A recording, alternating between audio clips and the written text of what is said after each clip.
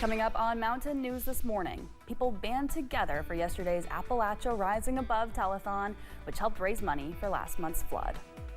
Dedicated to Eastern and Southern Kentucky, this is WYMT Mountain News this morning.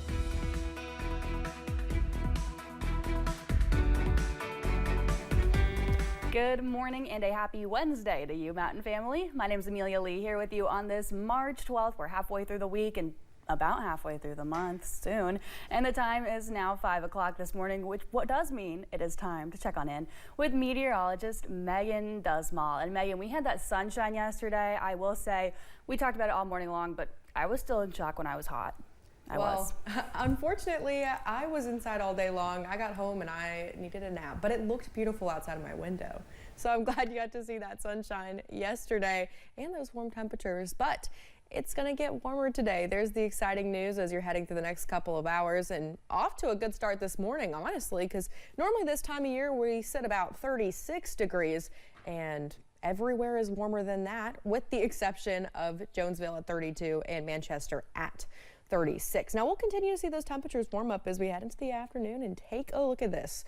Yes, you see that right. Jackson has a forecast high of 80, as well as Manchester and 81 for Irvin. So we're going to continue to track these temperatures, see if we hit those numbers or not. But it's going to be a warm day with mostly sunny skies. Right now on satellite and radar, you can see not a single cloud in the region. And as we go through the day, we'll just see those temperatures warm up, hitting the high around that 4 o'clock mark. Amelia. All right, thank you, Megan. Well, the Appalachia Rising Above telethon wrapped up in Prestonsburg last night. The event, hosted by WYMT and Foundation for Appalachian Kentucky, shared the stories of survivors and celebrated the help of the heroes, all while musical acts from Appalachia raised their voices in solidarity to raise money for flood relief efforts here in Eastern Kentucky. I'll get right in there and help them clean their house out, or I can come sing a few songs if that helps too. And so that's why I think something like this is so beneficial. You can see the full telethon over on our website, WYMT.com. The event raised $155,000 for area flood relief efforts. Well, the rebuilding continues with FEMA and other relief groups, along with volunteers working to help the mountain people bounce back from all of that flood damage. But in some ways, it's just not enough, as homeowners and business owners alike struggle with the process. I have the story.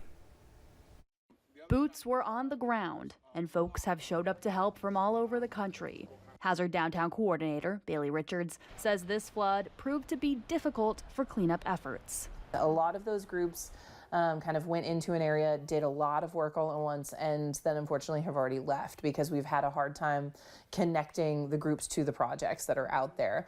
Richards tracks flood damaged buildings with crisis cleanup. Right now, she says at least 84 businesses and up to 350 houses were affected.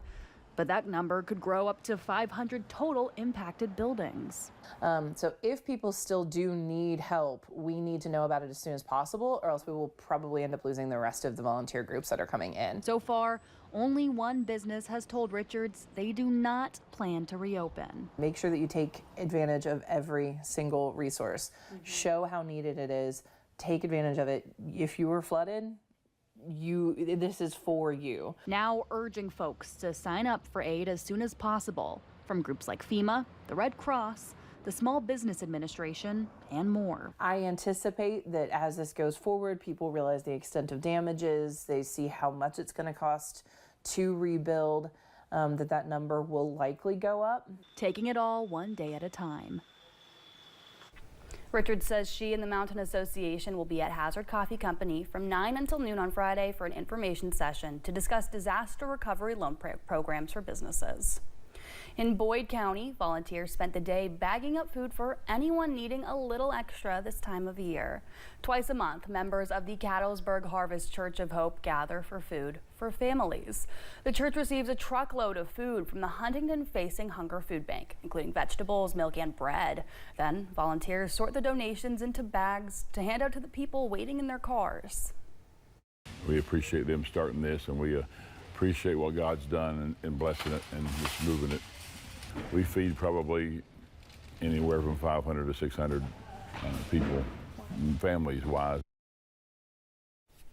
The mobile pantry will also make stops at Louisa Free Will Baptist Church in Lawrence County from 11 until noon today and at the Bethel Temple Church in Williamson from 11 until noon on Friday.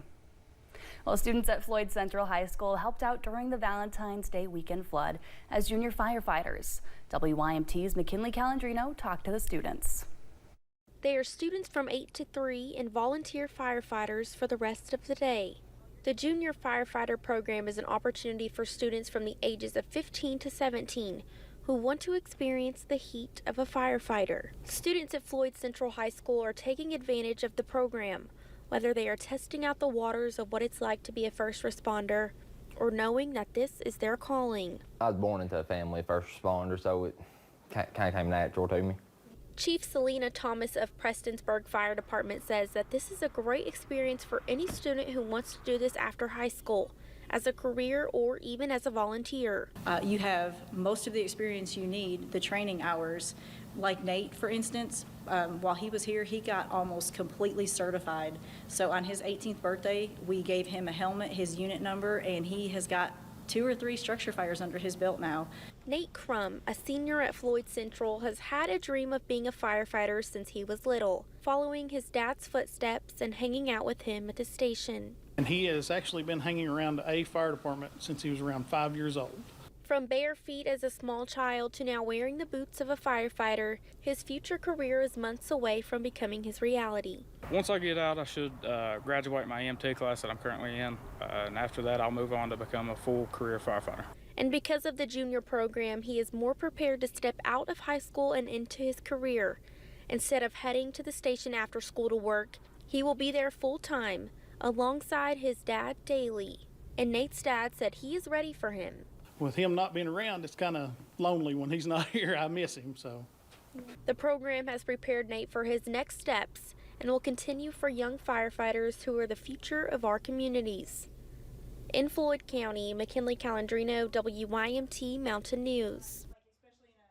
Chief Thomas says students must maintain a C average to be in the program. Well, thank you for getting your day started with us here on Mountain News this morning. Coming up, officials warn immediate actions need to be taken to prevent another helicopter crash like the one in D.C. earlier this year. And storm chances are in the forecast this weekend. I'll have more coming up.